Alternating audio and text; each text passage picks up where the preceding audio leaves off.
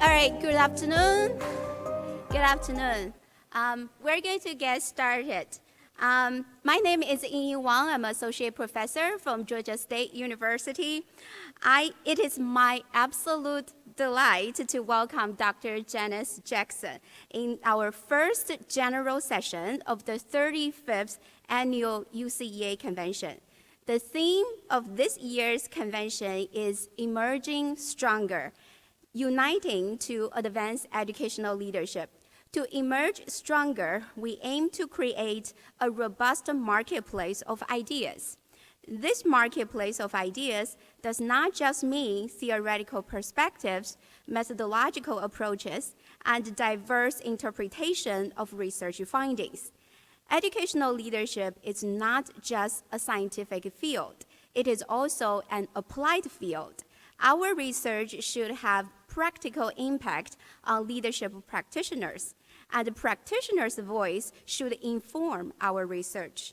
Practitioners' challenges in the field also present challenges for researchers to develop and refine theoretical lenses and methodological tools in educational leadership. We are fortunate to have Dr. Janice Jackson here with us. She will share with us her lessons as a leader. Dr. Janice Jackson is a senior fellow who works at Carnegie Foundation, and her work focuses on equity issues, such as improving student achievement, ensuring that African American, Latinx, and indigenous students receive exemplary education and social emotional support. She is the former CEO of Chicago Public Schools, which is the nation's third largest school district. Dr. Jackson's tenure at CPS is most notable for the results the district attained in advancing equitable outcomes for its students. Dr. Jackson's efforts, along with those of Chicago dedicated teachers and principals, have propelled CPS students to record-breaking improvements in academic achievement, high school graduation, and post-secondary completion.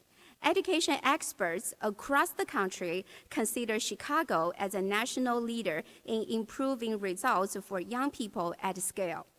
Dr. Jackson holds a master's degree from Chicago State University and a master's and EDD from the University of Illinois at Chicago. She is also a board member of the Collaborative for Academic, Social, and Emotional Learning. Without further ado, please join us to welcome Dr. Janice Jackson.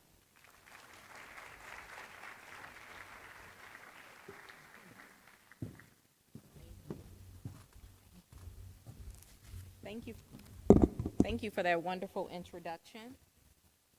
And I want to start by just a few acknowledgments before jumping into the presentation today. First, I'd like to thank David and Carl for inviting me to provide this message today. I really appreciate the opportunity as a practitioner to share the work that we've done in Chicago Public Schools and the work that's going to live on as a model for what can happen in districts across the country. I also want to thank Dr. Shelby Cosner, who is the director of UIC Center for Urban Education, a program where I graduated from, Principal Prep program, which has been widely recognized. I'm sure most people in this room are familiar with it, for her steadfast leadership and support throughout my time, both as a student and also as an educator in Chicago Public Schools. Today's presentation is entitled Advancing Equity in Chicago Public Schools. And before I jump into that, I would like to share a bit about my background because I recognize that, which is nice to come to a place like this where everybody doesn't know me. So it's always nice to be able to walk around without people telling you how to do your job better. But I want to share a little bit about my background because I do think it's instructive, as it relates to how I approach this work. The other thing that I want to highlight, and hopefully you hold me to this throughout the presentation, is my focus when we talk about equity is really focused on how do we operationalize equity. I think that people can talk about it from a conceptual framework, People can talk about it in places like coffee shops and cocktail parties where we feel good about it, but it's really hard to operationalize it and put it into practice. And so thank you for indulging me today, because I'm going to walk through a few concrete examples of how we've been able to do that in CPS, and also ways in which we have leveraged public-private partnerships with local universities in order to get this work done. Finally, I have to thank Dr. Maurice Sweeney and Dr. LaTanya McDade, two people who worked with me in Chicago Public Schools, who led a lot of the work that I'm going to be sharing today, and so definitely don't want to present this work in any way without lifting up their leadership. If we can project the slides, that would help. All right. So a couple of objectives for today. First, I want to share CPS's journey and how we put equity at the core in order to improve academic outcomes in our school system. I also want to share some of the processes, initiatives, as well as leadership lessons that I think will help us understand the future of equity, not just in CPS, but again, in other school districts. And I want to elevate some of the strategies that I think districts and university partners can leverage in order to advance equity. Taking a step back, I have been with Chicago Public Schools for 22 years. I'm a lifelong Chicagoan. I always remind people my time in CPS started as early as 3. I was in a Head Start program. And you know how you don't remember a lot about your life, before the age of 5 or 6? I have vivid memories about going to school because it was so influential in my life, and vivid memories about my first days in preschool. And I always highlight that because me and my 4 siblings benefited from public education and all of the programming and opportunities that were presented to us. And as I talk about this work and really lift up my why, you will see that part of my mission was to try to give back to a district and a city that had given so much to me.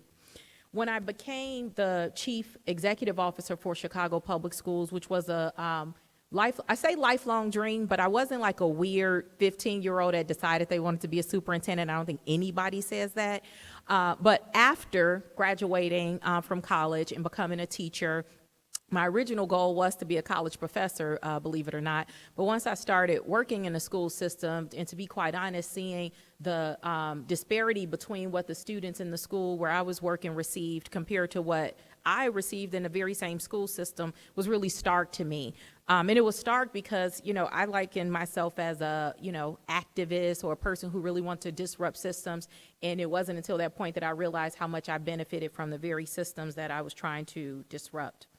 The other thing that's important to note around Chicago's trajectory is that CPS has been written about for a lot of reasons, some good, some bad, but most notably what we call the Chicago success story.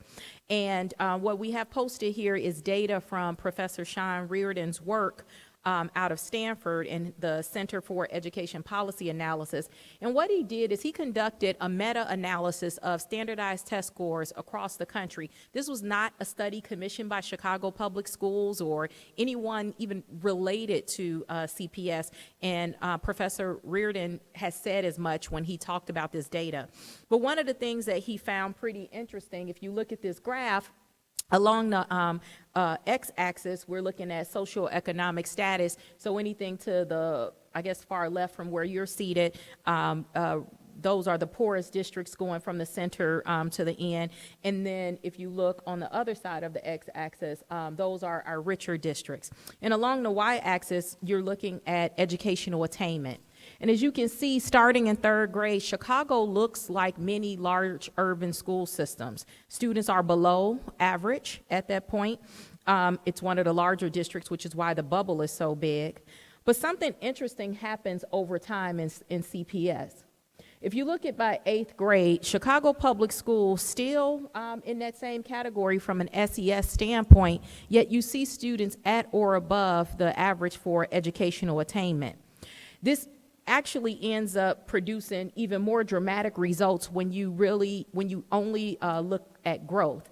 And so what he found is that CPS outperformed 96% of all the school systems, low income, high income, predominantly African American, predominantly white.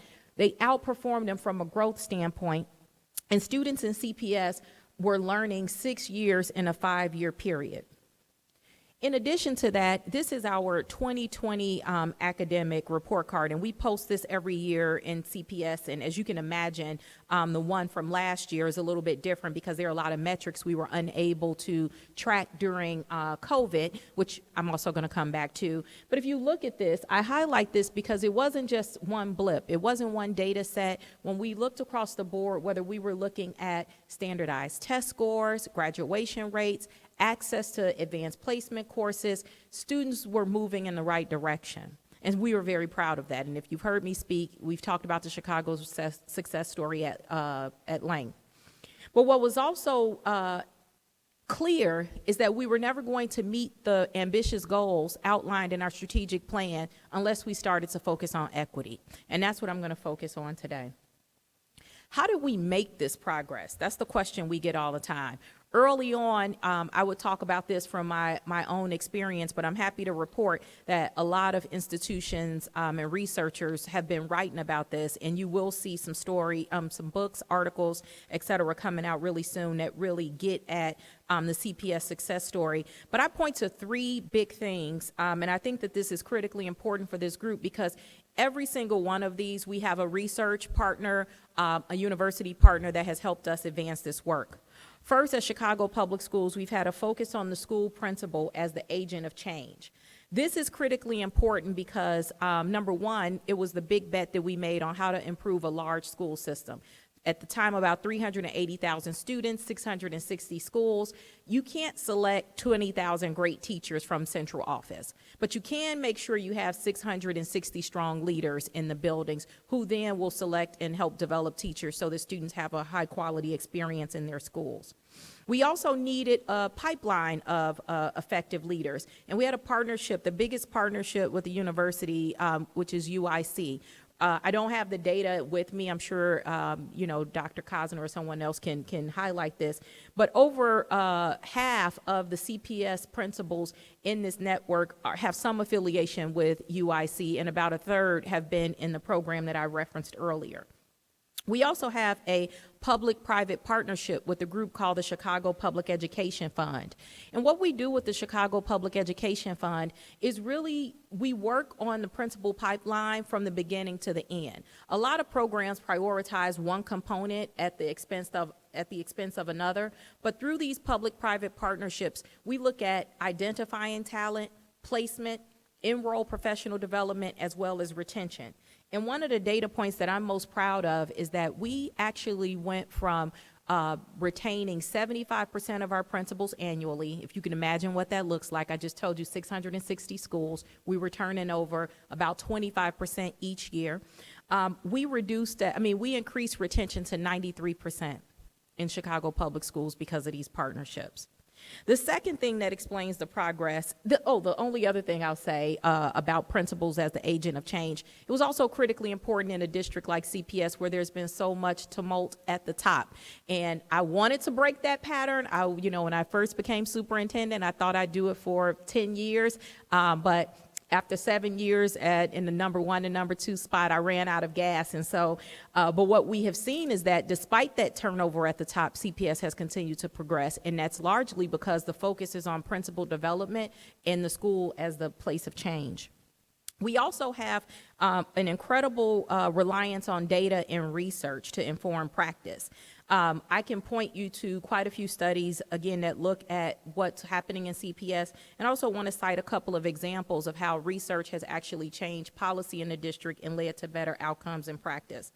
Before getting into this, I do want to highlight 2 things about Chicago Public Schools. One, there's no shortage of data, so I know people are coming from different contexts throughout the country, but I often joke that in the city of Chicago, people want to know how many times kids sneeze in CPS schools. That's how much data we're collecting, and it's all disaggregated. Those debates around disaggregating data by race, ability, SES, those debates are long over in Chicago Public Schools, and it is very, very common to look at data through that lens, and that's why it teed up the equity work so perfectly. So a couple of examples with UIC, for example, UIC conducted an analysis of CPS student data in a report called Upstate, Downstate. And in that report, it looked at Chicago public schools, and it compared students by each demographic to their peers throughout the state. So it looked at low-income African-American students compared to low-income African-American students throughout the state, middle-income, high-income, white, Latinx, et cetera. And in every single group, students in Chicago public schools outperform their peers across the state. That kind of work was really uplifting and really helped us propel a lot of the initiatives forward that we were trying to implement. But what also came out of that report was this notion that you're going to plateau. And one of the writers who helped author that report, Paul Zawikowski, said clearly, what got you to this point won't get you to the next point. And if you don't start paying attention to equity, if you don't start paying attention to the performance of African American students, in particular in this district, you're never going to hit the goals outlined in your plan. We also have a robust partnership with UChicago's Consortium on School Research. I don't think that there are many school districts that have this. I know people are moving towards it, but CCSR has had unfettered access to CPS data for 30 years. When I talk to my superintendent colleagues, they ask me if I'm crazy. I said, I am crazy, but this started way before me. And it actually has led to a lot of positive outcomes in our school system. The one that's most notable is the freshman on track indicator. I was a principal when that indicator came out, and I can tell you personally, I felt more motivated and I felt more empowered as a leader to take that data and to take the strategies that they had lifted up and really do something about student on track performance, which led to higher graduation rates. The last thing I would say is, as a school system, and actually as a city, we identified one common goal, which was post-secondary access for all students. And so we rallied the district, the city, the philanthropic community, the universities, as well as the corporate community, all behind this. Now, I will talk a little bit later, if there's an opportunity, around some of the things that we've seen as we kind of transition to where our work is today around post-secondary access. But for the past 15 years, there's been a laser-like focus around making sure that kids are prepared to go to college, whether they choose to or not.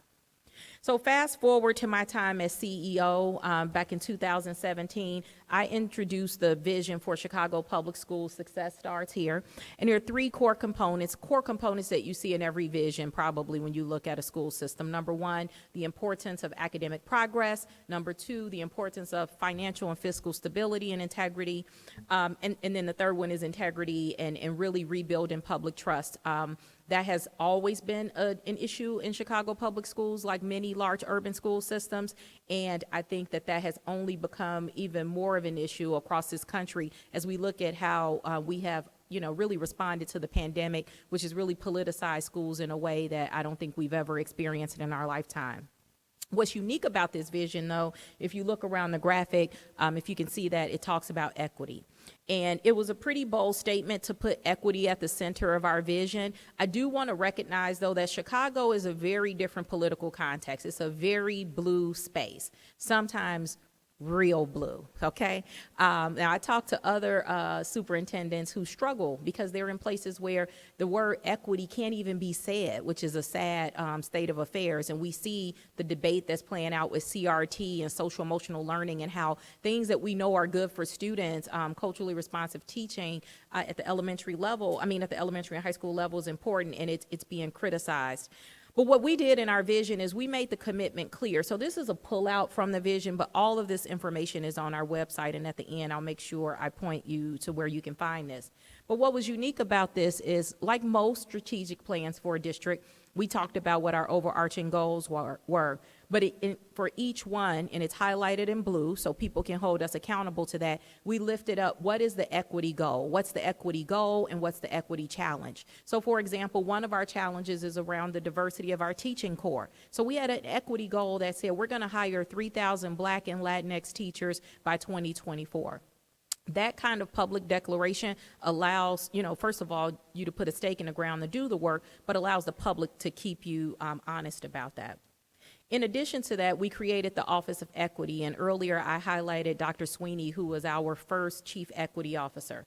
I had learned a lot about equity offices from other districts. I had, quite frankly, been jealous of some of the districts like Oakland and others that were able to start faster than CPS, but the first thing I implemented when I became the CEO was an Office of Equity. But I wanted to do it in a way that I thought was different and unique, and I think there are 3 key components that you must have in order for an equity office to really have any teeth. First, they must report directly to the CEO, superintendent, or chancellor. And so in that org chart, you see that he reported directly to me as the superintendent, and that's still the case even with the transition. You have to give the equity officer decision-making authority. So one example of decision-making authority for our equity office is around capital budgets. Now, in most school systems, when they talk about equity, the equity officer typically is focused on like SEL and some training, but rarely are they intricately involved in policy decisions, and they are almost never involved in operational decisions. So imagine what the chief operating officer thought about the fact that the equity officer had to approve the operating budget before it could be presented to the board and eventually the public. That kind of authority is necessary in order us to move away from kind of the pleasantries around equity and really starting to operationalize it in the district. And I'll talk a little bit more about that example later. And then the last piece is the equity office has to have a budget. I've seen these offices pop up, these positions pop up in districts, and it's one person, maybe 2, and it looks good, but really they don't have the capacity to do the work. And so I think those 3 things are incredibly important. I think the other thing is really creating a framework where that we operate from within. And I'm going to walk you through the CPS framework in just a second. But before we do that, I want to kind of tease out some of the ways that we have integrated equity into the work that we do every day. Again, getting back to this notion of operationalizing it. I think the last thing we want is it's equity time. We do that in education, whether the initiative is about social emotional learning or culturally responsive. It's like we do what we normally do, and then we carve out a day, and that's when we commit to some new initiative, and it's not real if it's not integrated into what we do. There are a lot of initiatives on here, things like looking at monuments and murals. We created a school renaming process, all things that are important, but I feel like are really symbolic. But there are some other things that really get at the core of some of those outcomes that we think are important, like our new teacher orientation process. We moved from just the operational pieces, which of course are important. You have to teach teachers how to open that grade book and how to put in grades and do all those things where they survive. There's a heavy component around equity and what it means to be a teacher in Chicago public schools. We have partnered with our city colleges, which is an incredibly important partner, to create a roadmap for Chicago public school students to transition from CPS to the community colleges and still receive the same kind of supports that they received in K-12, because we know for many of our students those supports are incredibly important in order for them to be successful. I highlight a couple of these on here because some of these we have really strong university partners, like the new teachers orientation I pointed out, Illinois State University, which is the largest producer of teachers in Chicago. They're one of our partners. I highlighted the city colleges, that's one of our partners. And then another initiative, which I'll talk about in more depth in a second, is our Lead with CPS partnership, which is something that we enacted because of the lack of diversity in some areas with regard to leadership in our district, and I'm going to unpack that in just a second. Here are some of our partners. Some of these partners may be familiar to you. They're national organizations that are working on equity. Some, like the National Equity Project, have been crucial to our development and understanding of how to do this work and our ability to create the tools that the practitioners in our district use in order to advance equity. Equal Opportunity Schools is a really important partner, and I saw a couple of the sessions over the next couple of days will focus on access to advanced placement courses, and we found Equal Opportunity Schools and the data and the tools that they provide incredibly helpful for identifying students who could qualify for AP classes and do well in them that had been overlooked largely because of their race, in some cases gender.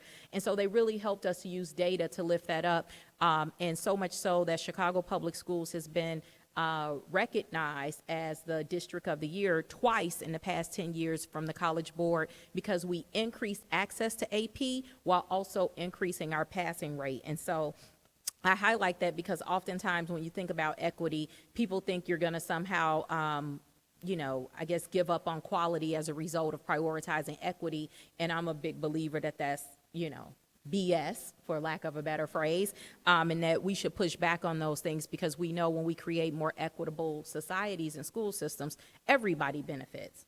So earlier I talked about a framework. I'm a big believer in systems, and I've never met a framework that I didn't like. And anybody who works with me will tell you that.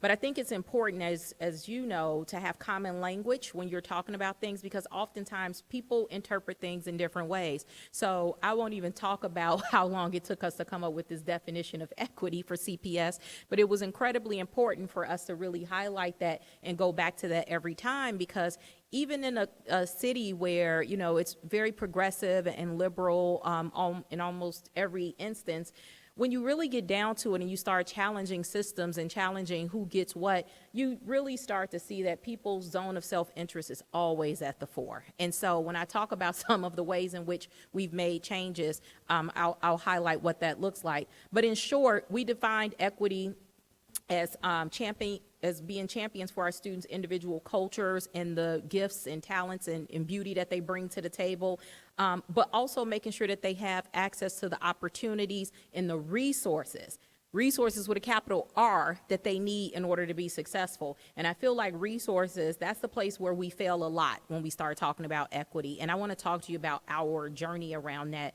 when we get to that section. So our equity framework has 4 components. The first one is liberatory thinking, inclusive partnerships, fair policies and systems, and then equitable resource allocation. This was a really important framework to codify because in the quest for equity, and I know I'm stepping out of the research space and more deeply into the practitioner and political space, when you talk about equity issues and when they get lifted up, usually they get lifted up by, groups that have organized around some of these issues, and the target is the decision maker, rightfully so. That's the superintendent, the Board of Education, in a city like Chicago, the mayor, because we have mayoral control. But what we were trying to really lift up in this framework is that yes, you have to put pressure on the system and the key decision makers, but every single person in an organization makes decisions every single day that either advance equity or hinder our efforts. And the degree to which we could get teachers to understand their roles and how they advance equity or limit that is really where we're going to see the power, because most of our kids are interacting with adults in the school building and not some of those key decision makers that I pointed out earlier. So we start with liberatory thinking. How do you think about equity? Sometimes when people hear equity, they hear, lowering expectations. And so we introduced this notion of targeted universalism, which says, no, we're going to start with the same rigorous expectations for everybody. The goals are the same. We want kids to be able to graduate from high school and be prepared to go to college and be successful. But where we will do more and where there will be some differentiation is with the supports that they need in order to have access to that rigorous curriculum. And a lot of that starts with the mindset shift. So we worked with a group like Pacific Education Group who trained this is a big district, so if some of you are in smaller districts, you can do it. I'm talking about training 40,000 people. So we started with the people who trained our principals, network chiefs, and central office staff, as well as the superintendent's staff as well. I thought that was critically important. We also worked with groups who helped to train our student ambassadors. All of our schools have what are called student voice committees, which are not the same as the student council. We were intentional about creating student voice committees because we really wanted a body that was focused on policy changes for students. And so providing that support was helpful. As the superintendent, I also had a student advisory committee, which I'm going to talk a little bit about later, and show you how they were able to use the training that they got from this group and another group called MICFA in order to push on policy changes that eventually became ratified in the school system. So imagine being 17 and being a part of a policy solution. I mean, many of us didn't get that experience, don't get it ever, and if we have, we were definitely adults with a bunch of credentials behind our names in order to get it. And then finally, the CPS Companion Guide is something that was created by teachers for teachers. And again, going back to that point I made earlier about teachers needing to be a part of this and understanding how their decisions help our quest around equity. One example that I wanted to lift up from that I was personally responsible for was creating a diverse leadership pipeline. Again, Chicago, large metropolitan city, very diverse group of students, yet we saw some gaps with two groups in particular, Latino leaders and African American males. So we created a program, the Great Expectations Mentoring Program, where we did not partner with the university on this, although I think we should, so UIC and others that are in here, something to think about.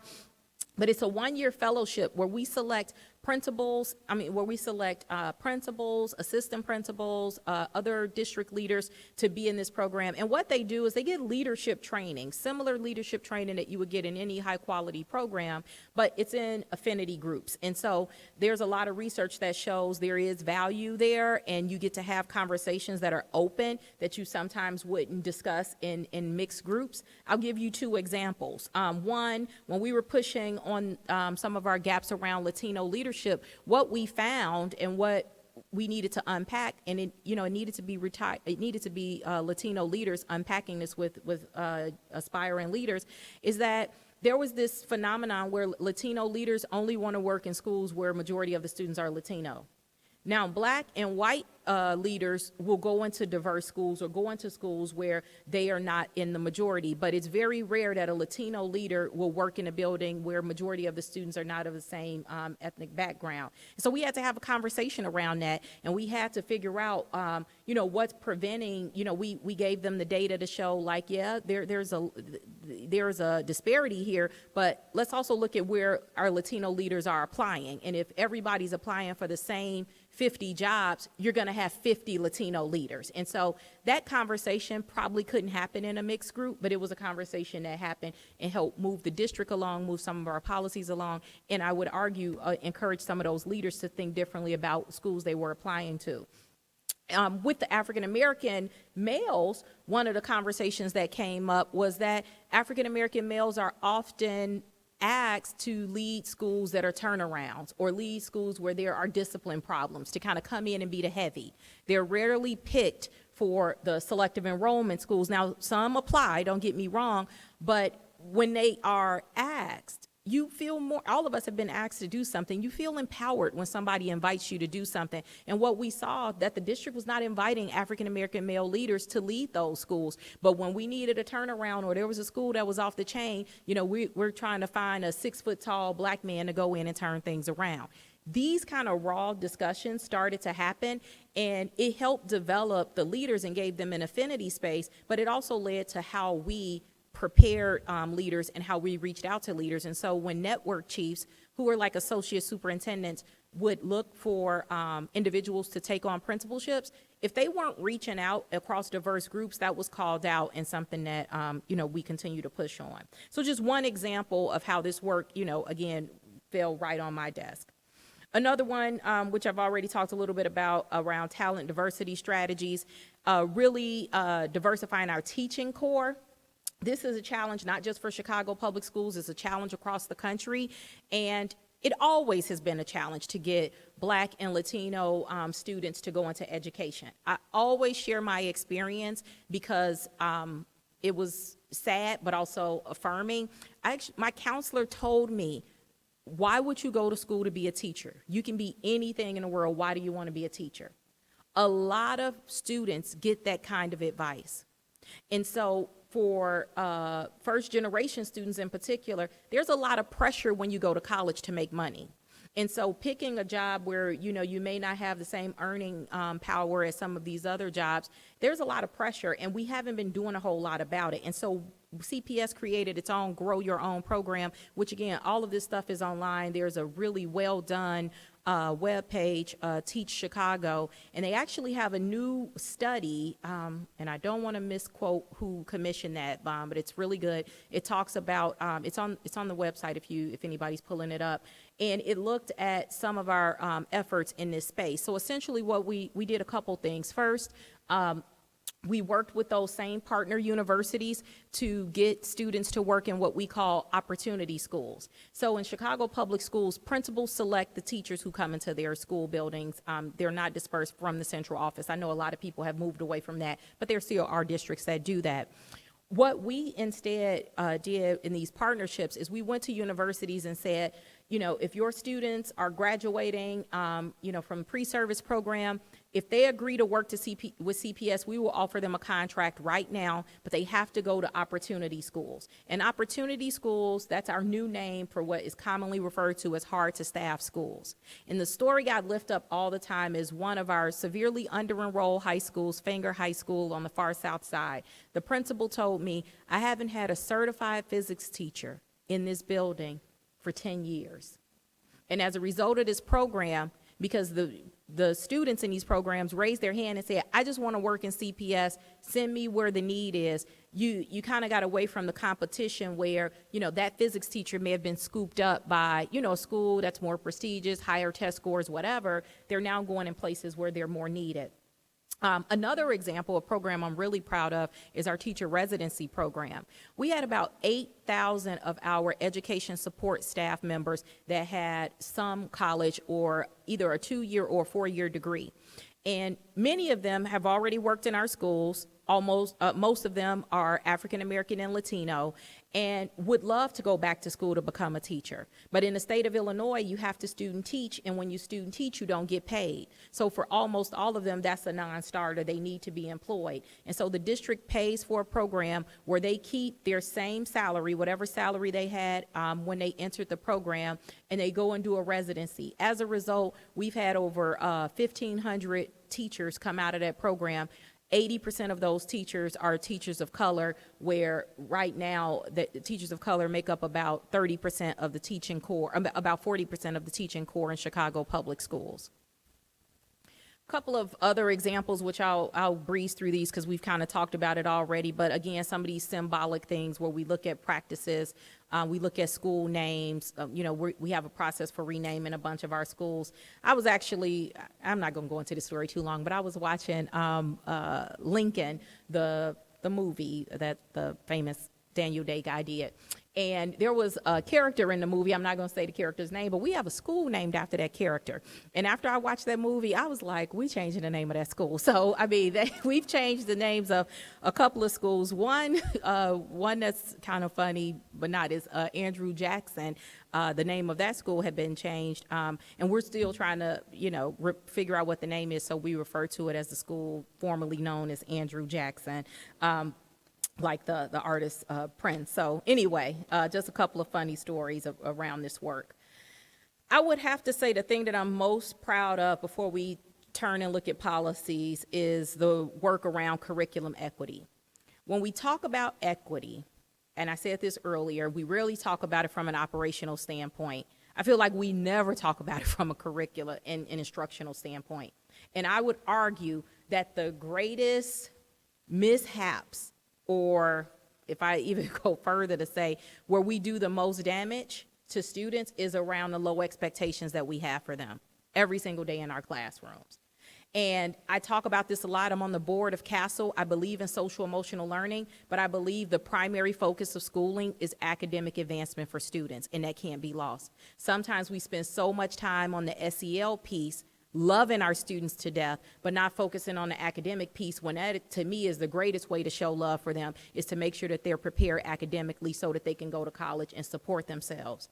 And so we made a $140 million investment to create a digital and public-facing curriculum. First of all, CPS never had a curriculum that was district approved, and maybe shouldn't have, I don't know. But we created one in all of the core areas, and including art as well as world languages, and it's pre-K through 12, and like I said, it's all digital and public facing. The good news is we started this prior to the pandemic. One thing that was a result of the pandemic is because our teachers were thrusted into online and remote learning, a lot of the work we were going to have to do to really shift to using curriculum in this way happened because everybody was thrown into the deep. But right now, this summer, we launched the Skyline curriculum. Our teachers love it. Number one, they were a big part of creating it. We also had students who were a part of creating the curriculum. And the reason teachers love it is because it's open source, it's accessible, and any of us that have taught know that teachers spend their entire Sundays preparing for lessons throughout the week, and most teachers are not trained to be curriculum writers. The other thing that's important about this curriculum is that it is both rigorous and also culturally responsive, and we've also prioritized the needs of English language learners as well as diverse learners. Shifting gears to the policy work, I'll try to get through this. Another thing that was critically important for the Chief Equity Officer was a review of Cps policies. So one of the first things that he embarked on was to do a comprehensive review. And we identified 150 Cps board policies that went through this process that's outlined on the screen. And essentially, we rewrote the policy or revised the policy based on a number of things. First, we were obviously looking to make sure it was in line with the Illinois School Code, but we also were revising it with the keen lens on equity and access. And that was probably one of the best experiences that we had as a central office team, because the individuals who were responsible for revising that policy, it wasn't just a small equity team. If the policy was from teaching and learning or the Office of College and Career Access, they were responsible for going through this process. They learned a lot about equity and access as a result, but eventually it needed to be approved by the same equity office that we talked about. Here I do want to lift up a couple of examples. One was our change to the Student Code of Conduct. This is a place where both students and teachers played a big role in that. Our students lifted up some of these catch-alls codes in our Student Code of Conduct, and we would see African American students in particular being suspended for things that when we looked at white students, they weren't being suspended for. We would see African American students, in particular Latino boys, being suspended for what we call these catch-all codes, which really meant nothing. It wasn't specific. It was disrupting the learning environment or something like that, and they had 5 days out of school. And so we changed that, and we danced, and we were happy, and we were proud. And then our students, that Student Voice Committee that I talked about earlier, came back to me and said, you know what, Dr. Jackson, the only thing that changed is instead of suspending them and making it an out-of-school suspension, they're now doing in-school suspension. And they were right. When we pulled the data, there was a proliferation of in-school suspension programs across the city because, you know, people knew how to move the data. And then when you looked at who was being sentenced, I hate to say sentenced, but that's what it was, people who were being sent to in-school suspension, they were predominantly the same students that had been targeted in the other policies. So then we took it a step further and started to publish data about in-school suspension and changing that process. And then the last one, that's probably a big one, is the policy around around school resource officers, where I know many of you have followed that, in your own places, but definitely in CPS. And again, we had to work directly with parents, students, activists, the police department, the mayor's office. Everybody was at the table around that, but it just really shows that sometimes doing this work is more complex and takes longer, but when you bring more people to the table, it actually works out better. For the first time, an activist group thanked us at a board meeting, which has never happened and hasn't happened since, but they thanked us because of the authentic engagement. So let's get to the real question. Resource equity. This is the place where we've started the work, and I would say this is where CPS is continuing to fight and see challenges. The state of Illinois instituted something called evidence-based funding formula, which is fantastic, an evidence-based funding formula. Right now, our district is underfunded by about $2 billion, and through this new funding formula, new dollars will come in each year to all school systems in Illinois, but there's going to be weighted dollars for districts like CPS and other under-enrolled districts. And that created a challenge for me as a superintendent. We had to decide how those funds would be distributed. Now, if we were truly disrupting the system around resource equity, we would start by blowing up the whole system and going back to zero-based budgeting and using that same formula and applying it. Being transparent about the challenges, what we decided on is with all new money, we would distribute that in a much more equitable way. And I'm going to talk to you a little bit about how we started to think about that. And that was even a challenge. When I made that decision, people throughout the district heard, you're getting an extra, 200 million here, 65 million there, what's my cut? Why aren't my kids getting anything? And that the loudest voices were usually the minority group in our district, which are white parents in affluent schools, and we had to take that on. And so I would say the next place to go is to really to truly disrupt that system, because there still are great inequities in funding in our school system. And that's, I would say, the new superintendent, that's probably the work that I'm sure he's going to tackle. Happy to pass that one along. Under CPS, so we created our own equity index, which a lot of school districts have these types of things, or cities do.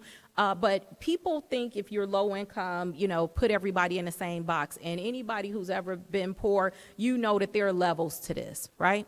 And so what we would do is not just look at free and reduced lunch. That doesn't tell you anything. We would look at a variety of things: home ownership in a community, resources that exist in a community, educational attainment in a community, violence in a community. And so we started to become much more sophisticated around how we looked at need, and communities really appreciated that. Now, of course, there are some debates, because you have some communities that are communities of need that feel like, well, we got left out of the, counselors that you gave out, or the extra, resources that you gave out. And we would have to explain to them, the resources are limited. And when we look across the need, we're going to the places where they kind of hit all of these indicators on this index. And so this is our first year, this school year, which I'm not leading, but I started, so I'm still taking credit. This is the first year where CPS used this CPS equity index in order to distribute the new funding. And it took us a year longer to do that, because we spent a year working with the community around that. The thing that was positive that came out of that is that community members saw that, yes, we can debate you around how you distribute the limited resources that you have, but what was the result is everybody walked away from those meetings like, we don't have enough resources, and what are we going to do about it? And that was powerful for me, because it just put us in a better place to have a collaborative discussion with our with our families and communities. So where does this work go, and how does it evolve going forward? I kind of hit on this a little bit on the resource equity piece. I think there's still a big question around how we close these gaps from a liberatory thinking standpoint, really making sure we can integrate this into teacher and principal evaluation, also doing more training and staffing, more training and support for security officers and other staff that interact with our students on a regular basis. As far as inclusive communities, I think we've done a really good job of engaging communities that are most impacted by our decisions. Another, I hate to say positive thing that came out of COVID is the use of technology. We saw thousands, tens of thousands of people come into meetings where, in the past, the district would host a citywide meeting and have 300 people show up, and we would be patting ourselves on the back because the auditorium is packed. But in a district of 350,000 students, that's not a lot of people. During COVID, because we had to do everything electronically, we would have tens of thousands of people attending things. And so we're going to continue to leverage technology in order to engage people. And then under fair policies and systems, again, continuing to examine those policies that we lifted up, but also making sure that as we create new systems that we don't reproduce the status quo and some of the same outcomes from the past. I know one thing that happened, that we lifted up during the pandemic was remote learning. We saw a new system that we were creating, because it didn't exist, and we were creating the same kind of disparities that were in the old system. And so that was a really good lesson for all of us. And so in the middle of implementation, we just stopped and said, look, we're producing the same outcomes. These students have devices, these students don't. These students have access to Wi-Fi, these students have materials. They have, and so I say that to say that it is a long process, but when you really move past accepting that equity is the charge and that something needs to be done to deal with the racial disparities, the work of operationalizing that is really complex, and it's hard. The example or the analogy that I always use, we live next to a beautiful body of water, Lake Michigan. And I always tell people, I feel like, my task is to drain Lake Michigan, and I am there with just a, lemonade pitcher, toiling away one step at a time, and we're doing a lot of work, and you can see that exemplified in the presentation today. But it feels like we are doing all of this work and you still can't see the progress. And so to leaders who are really embarking on this work, I just want to lift up and encourage people to say that there is progress being made, and that the goal is to step out and be a leader on that and to act, and you will bring others along. And so it won't just be you trying to drain that big body of water. There are going to be other people who come to the table as a result of your leadership and direction in order to do it. And so this work is critically important to me. Of course, I could talk about it for 2 hours, and happy to do that if there are folks who want to extend this session, by coming. We're going to have people come up to the front, and I can do more of a Q&A if people want to go a little deeper on some of the things that have been discussed today. But the last thing I'll do is leave you, and I'll make sure David and Carl have a copy of this presentation in case folks want these links. But a lot of the tools that I referenced during this speech and that showed on the screen today can be found on our website. We really want to share the best practices. We want this stuff to spread throughout the country. And so, again, if people have questions about anything that was presented or wanted to follow up, I'm happy to answer those questions here. Or if you reach out to me on social media, happy to connect you with the folks in Chicago Public Schools that are still doing this work. And with that, I just want to say thank you for listening to my presentation. And if you want to ask questions, I'm happy to engage you at the front of the podium. Thank you.